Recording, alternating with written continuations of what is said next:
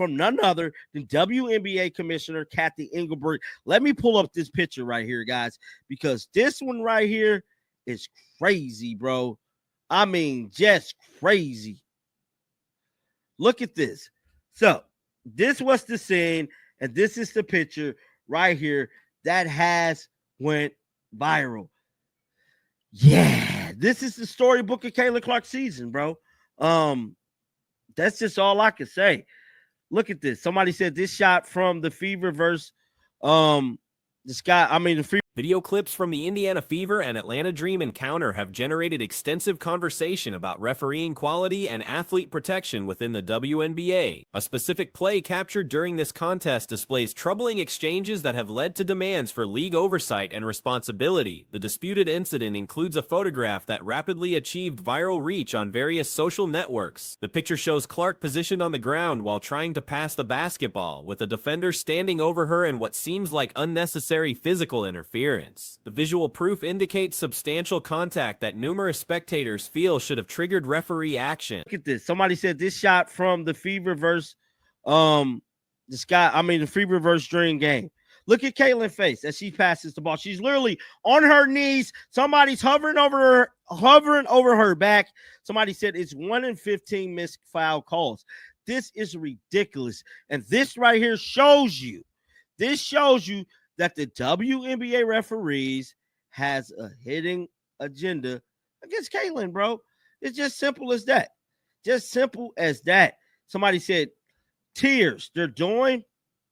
Examination of this play uncovers several troubling aspects beyond the original contact. The recording displays Clark keeping control while in a vulnerable state, with the defensive player seeming to maintain extended contact that might be viewed as restraining or blocking natural movement. Nearby teammates, including Kelsey Mitchell, seem to be watching the situation without any visible referee response. Supporter responses have described this event as symbolic of wider refereeing problems throughout Clark's professional journey. Many reference this instance as proof of systematic failure to call fouls during physical encounters involving the first-year star. The expression 1 out of 15 overlooked foul situations has been mentioned regarding this specific play. Somebody said, tears, they're doing interprotective dancing, bro.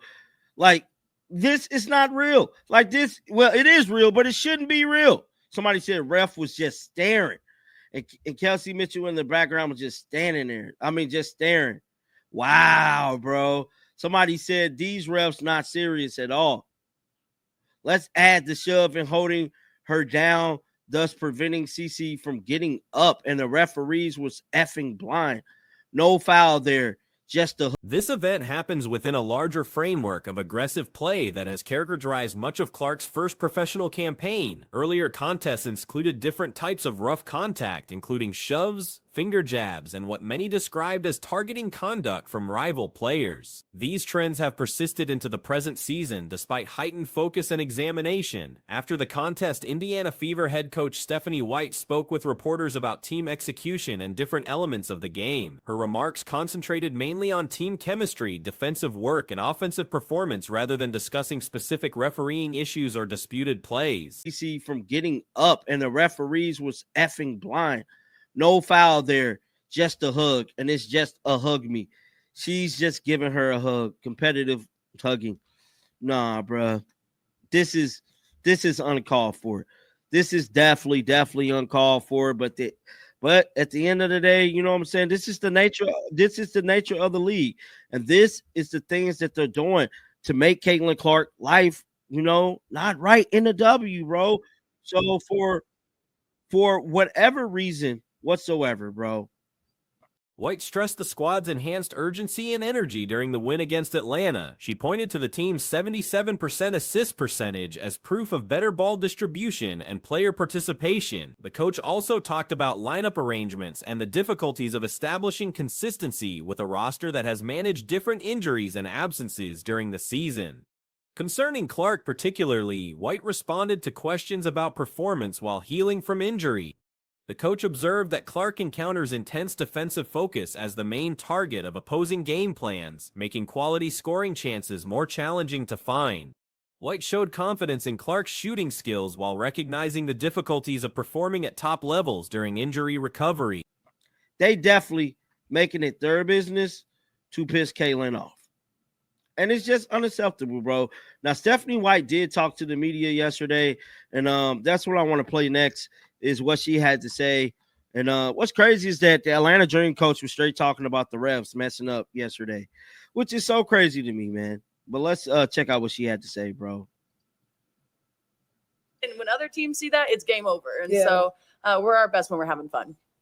Stephanie. The coach also covered team unity and the group's capacity to handle adversity together. She stressed the significance of players helping each other through tough periods and keeping focus on shared success over individual worries. White described the squad as close and dedicated to overcoming different challenges they have encountered. Questions about Clark's shot choices and overall influence when shooting problems continue were handled through White's emphasis on the players' steady ability to generate chances for teammates. The coach highlighted Clark's readiness to drive to the basket rather than accepting tough outside shots, suggesting tactical changes to maximize effectiveness. We're our best when we're having fun.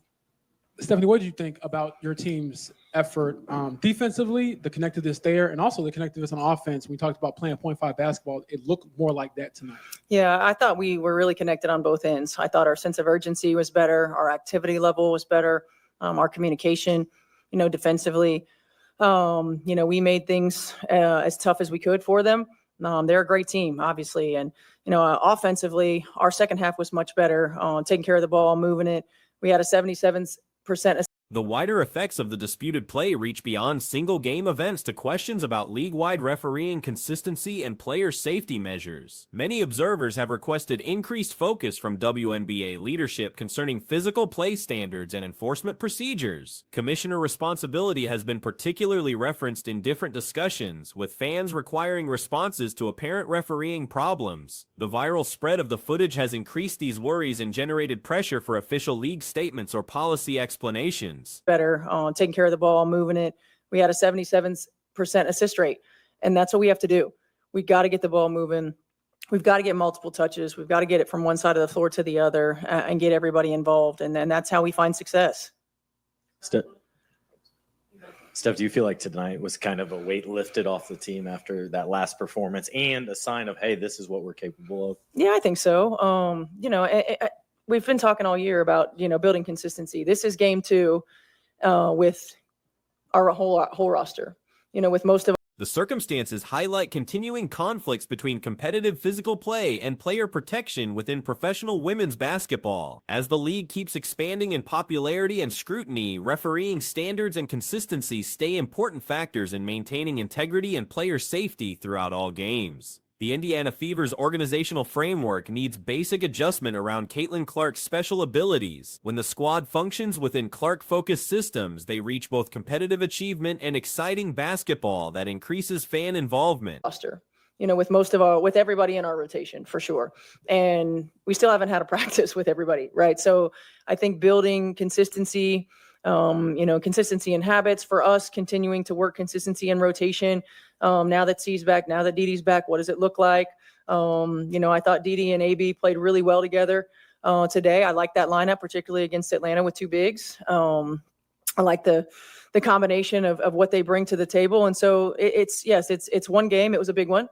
We needed. Clark's second-half dominance against Atlanta showed her influence when provided main offensive duties. Her capacity to manage pace and generate chances for teammates becomes most clear when the system operates through her decision-making rather than simply including her as another scoring choice. Current discussions about guard standings in the league offer relevant background. Despite some experts ranking Clark 9th among guards, her performance regularly challenges such evaluations. Comparison players like Alicia Gray achieved only 6 points with a -13 score in similar situations, showing the gap between reputation and current output.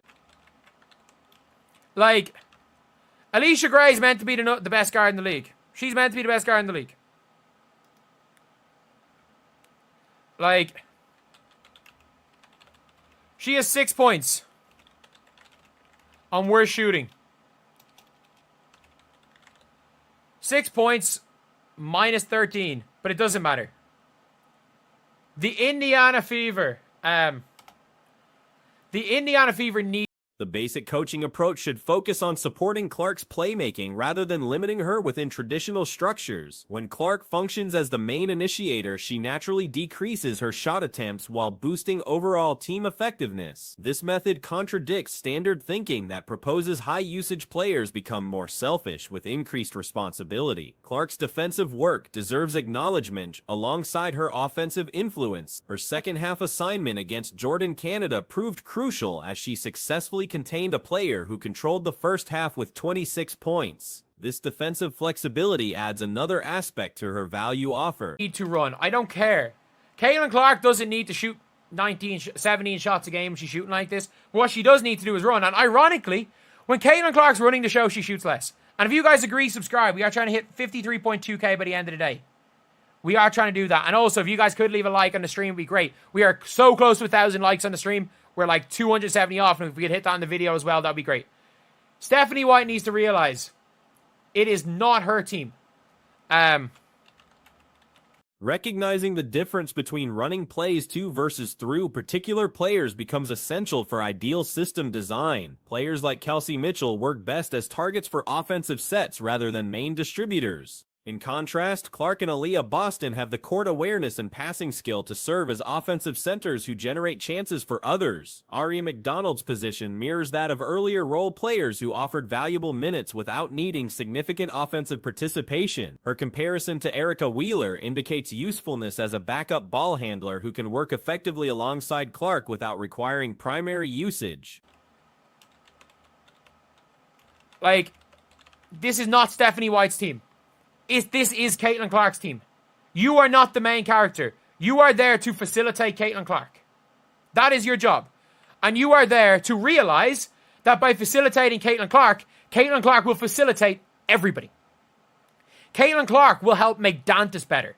And by the way, I don't believe that players make other players better. When people say makes everyone better around them, it means the roster building presents difficulties that need creative answers. Natasha Howard's presence generates spacing and chemistry problems when matched with Clark's preferred playing approach. Her skill combination overlaps problematically with other frontcourt players while failing to support Clark's strengths ideally. Lexi Hull shows an enhanced version of her earlier role, displaying better fitness and increased motivation after international competition. Her development path suggests potential for expanded duties within the rotation. Michaela Timpson provides athleticism and energy that match well with fast-paced approaches. Though she lacks the veteran presence and passing accuracy of more experienced players, her effort and speed fit naturally with Clark's preferred approach. They create easy opportunities for them to score. That's what everyone means. And by the way, can we talk about Caitlin Clark's defense as well? Can we talk about Caitlin Clark's defense? She locked down Ryan Howard. She held She locked down Jordan Canada. Jordan Canada had a 26-point first half. Caitlin Clark locked her down. Locked her down in the second half. Stephanie White, there is no reason. And by the way, Caitlin is the plus-minus numbers from recent games demonstrate these dynamics clearly. Clark recorded a plus 21 score in the second half, while Hull reached plus 24 for the complete game. These figures reflect the positive team influence that happens when the system maximizes their matching skills. Offensive output data supports this philosophical method. The squad managed only 58 points in an earlier game without Clark's main participation compared to 59 second-half points when operating through her playmaking. Against quality defensive competition, this effectiveness difference becomes even more noticeable. Your best player.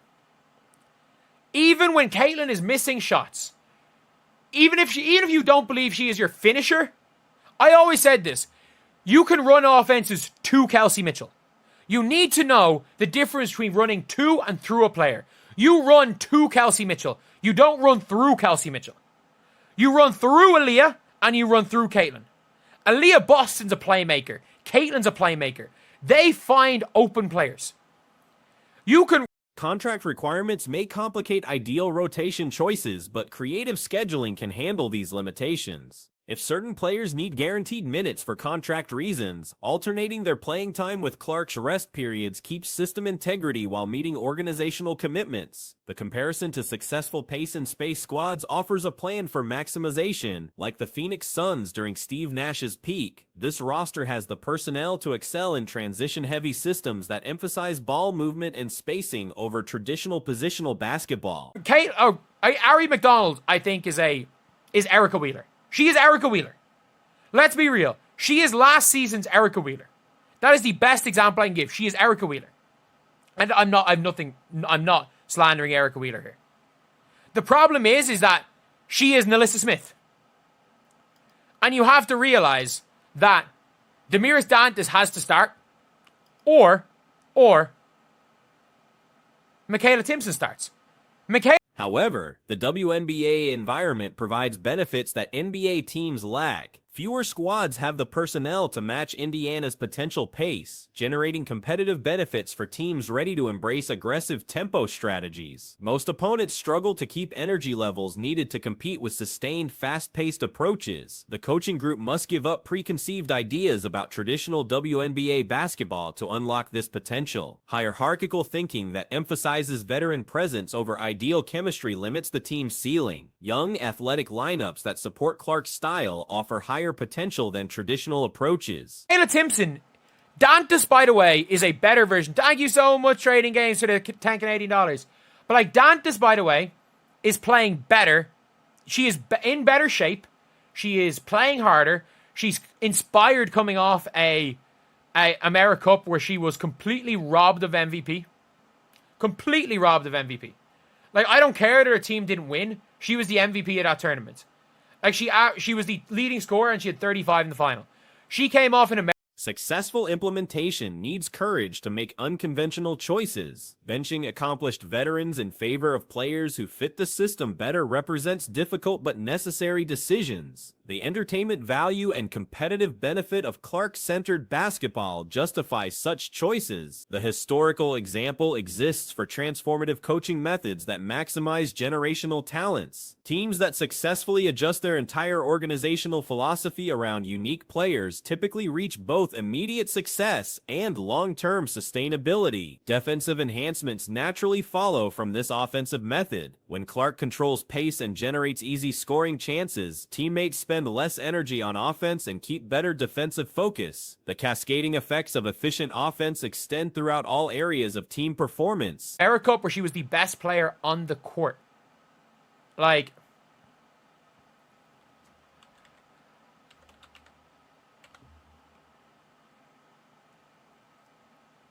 she was genuinely, she was the best player on the floor, so she is inspired. You have got Michaela Timpson, who doesn't have the vet presence of Temi, doesn't pass quite like Temi, but runs like Temi. The reality is, the financial and competitive motivations align perfectly with this strategic direction. Exciting basketball produces revenue through attendance and media interest, while simultaneously maximizing the team's championship potential. These dual benefits generate compelling reasons for organizational support. Finally, the decision reduces to simple acknowledgement of reality. Clark represents a transformational talent whose unique abilities need system-wide accommodation. Teams that successfully build around such players typically reach sustained excellence, while those that attempt to force generational talents into conventional roles limit both individual and collective potential.